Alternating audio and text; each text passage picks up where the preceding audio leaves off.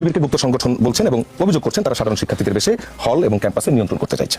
কিন্তু এই ট্যাগিং বা অন্যকে শিবির আখ্যা দিয়ে কোণঠাসা করার যে সংস্কৃতি আওয়ামী লীগের আমলে ছিল, আপনাদের কর্মকাণ্ডে কি তারই প্রতিফলন দেখা যাচ্ছে না? আপনাকে ধন্যবাদ জানাচ্ছি। না, তার কোনো প্রতিফলন দেখা যাচ্ছে না। এই জন্যই বলছি, সেটি হচ্ছে গত 17 বছরের বেশি সময় ধরে, অর্থাৎ 5 আগস্টের পূর্বে যারা বাংলাদেশে প্যাসিবাদ কায়েম করেছিল, বিশেষ করে প্রত্যেকটি শিক্ষা প্রতিষ্ঠানে যারা সন্ত্রাসী কার্যক্রম করেছে, পিটিয়ে মানুষ মেরেছে, গেস্ট নির্যাতন, জোর করে মিছিলে নেওয়া সহ যাবতীয় যে নেতিবাচক রাজনীতি যারা কায়েম করেছিল, সে সংগঠন বাংলাদেশ ছাত্রলীগ ইতিমধ্যে সন্ত্রাস বিরোধী আইনে নিষিদ্ধ হয়েছে। কিন্তু আমরা 5 তারিখের পরে যেটি লক্ষ্য করলাম সেটি হচ্ছে ছাত্র শিবির সেই 5 তারিখের পরে আত্মপ্রকাশ ঘটেছে এবং আত্মপ্রকাশের পর থেকে আমরা বিভিন্ন ক্যাম্পাসে দেখলাম যারা গত 17 বছর ধরে প্যাসিবাদ কায়েম করেছিল তাদেরই একটি অংশ ছাত্র শিবিরের বিভিন্ন পর্যায়ে শীর্ষ নেতৃত্বে আসা আমরা শুরু দেখেছিলাম। শুরুতে ঢাকা বিশ্ববিদ্যালয়ে আমরা দেখেছি যে ঢাকা বিশ্ববিদ্যালয় এখন কেন্দ্রীয় ছাত্র সংসদের ভিপি যিনি সাদিক কায়েম, তিনি লম্বা সময় ধরে সেই প্যাসিবাদের অংশ অর্থাৎ ছাত্রলীগের রাজনীতি করেছেন, হলে থেকেছেন এবং ছাত্রলীগের পৃষ্ঠপোষকতায় তিনি সেই গণতান্ত্রিক আন্দোলন, যে আন্দোলনে বাংলাদেশ জাতীয়তাবাদী দল এমনকি জামাত ইসলাম অংশগ্রহণ করেছেন, সেই গণতান্ত্রিক আন্দোলনও তিনি ছাত্রলীগের পক্ষ হয়ে তিনি অংশগ্রহণ করেছেন।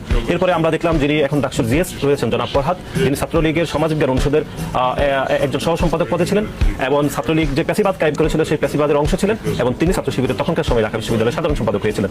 এ থেকে আমরা ধরে নিয়েছি তখন থেকে যে ছাত্রলীগ যে রাজনীতি কায়েম করেছিল গত 17 বছরে প্যাসিবাদ, সেই প্যাসিবাদের একটি অংশ ছাত্র শিবির সরাসরি অংশগ্রহণ করছে। এটি শুধু ঢাকা বিশ্ববিদ্যালয়ের চিত্র নয়, বাংলাদেশের বিভিন্ন ক্যাম্পাসে আমরা এটি লক্ষ্য করেছি।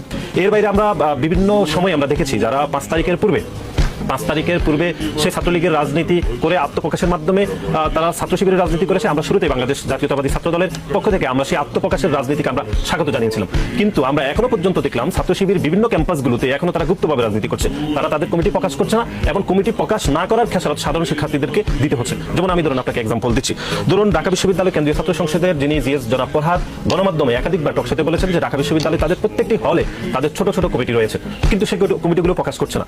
গত 2-3 দিন আগে গুপ্ত লেখার প্রতিবাদে যখন ঢাকা বিশ্ববিদ্যালয় বিজয় 71 হলে ছাত্র দলের সাথে কিছু কথিত সাধারণ শিক্ষার্থীদের যখন ডাকাডাকি হচ্ছিল, তখন তারা সেই গুপ্ত শব্দটি লেখা থেকে বিরত রাখার জন্য ছাত্র দলের নেতৃবৃন্দকে তারা দোষারোপ করছিল এবং গায়ে ধাক্কা দিচ্ছিল। কিন্তু আমরা পরক্ষণে শুনলাম যে তারা নাকি সকলেই ছাত্র শিবিরের বিভিন্ন পর্যায়ের কমিটিতে রয়েছে, কিন্তু সেই কমিটি এখনো পর্যন্ত প্রকাশিত হয়নি। সেজন্য আমরা বলছি যে এটি কোনো দোষারোপের রাজনীতি নয়, এটি কোনো ট্যাগের রাজনীতি নয়। ছাত্র শিবির 5 তারিখের পরেও আগের মতো সেই গুপ্ত রাজনীতি। এই বিষয়টাকে এখন সামনে কেন নিয়ে আসতে হলো? এটি আপনি কন্টেম্পোরারি হলো কেন? এটি হচ্ছে আপনি জানেন যে চট্টগ্রাম সিটি কলেজের একটি গ্রাফিতিকে বাংলাদেশ জাতীয়তাবাদী ছাত্র দলের পক্ষ থেকে সেখানে গুপ্ত লেখা হয়েছিল। আমরা ধরে নিচ্ছি যে ছাত্র শিবির এতে সংক্ষুব্ধ হয়েছে, কারণ সংক্ষুব্ধ হওয়ার কথা, তারা ওনারা নিজেরাই গুপ্ত। সে সংক্ষুব্ধের প্রতিবাদে তারা আরো 100টি গ্রাফিতি লিখতে পারতো, কিন্তু সেটি না করে তারা বাংলাদেশ জাতীয়তাবাদী ছাত্র দলের নেতাকর্মীর উপর সেখানে হামলা করেছে। সে হামলার রেশ বাংলাদেশের বিভিন্ন শিক্ষা প্রতিষ্ঠানে আপনি দেখেছেন। আমরা দেখেছি যে পাবনার ঈশ্বরদী সরকারি কলেজের ছাত্র শিবিরের বিভিন্ন পর্যায়ের নেতৃবৃন্দরা ছাত্র দলের নেতাকর্মীর উপর হামলা করেছে, এমনকি বিএনপির পার্টি অফিস পর্যন্ত ভাঙচুর করেছে। আমাদের বক্তব্য হচ্ছে ছাত্র শিবির যদি গুপ্ত না হয়ে থাকে তাহলে ছাত্র শিবির এই শব্দ চয়নে কেন তাদের এত সমস্যা থাকবে? কারণ ছাত্র দলের পক্ষ থেকে তো গুপ্ত সাথে শিবিরের শব্দ লেখা হয়নি। তারা যদি গুপ্ত না হয়ে থাকে তাহলে সংক্ষুব্ধ হবে কেন? আর যদি সংক্ষুব্ধ হয়েও থাকে তাহলে আমি মনে করি তারা আরো 100টি গ্রাফিতি বাংলাদেশ জাতীয়তাবাদী ছাত্র দলের বিপক্ষে চট্টগ্রাম সিটি কলেজে তারা অঙ্কন করতে পারতো, কিন্তু সেটি না করে তারা সংঘর্ষ জড়িয়েছে। এবং সংঘর্ষ জড়ানোর পরে আপনি খেয়াল করে দেখেছেন যে তারা একটি এখানে ভিন্ন একটি গেম খেলেছে, যে তারা বাংলাদেশের সাধারণ শিক্ষার্থীদেরকে বিভ্রান্ত করার অপচেষ্টা করেছে, যে তাদের উপর হামলা করেছে। এটিকে আমরা নাম দিয়েছিলাম, এর আগেও আমি বলেছি যে ভিকটিম প্লে কার্ড চালু করেছে। এটি শিবিরের আগে একটি চরিত্র ছিল, এখন এক ধরনের দুঃচরিত্রের অংশ, যে তারা নিজেরা হামলা করে অন্যের উপর হামলার দায় চাপায়। এটাকে আমরা এখন নাম দিয়েছি শিবিরের দুঃচরিত্রের একটি অংশ।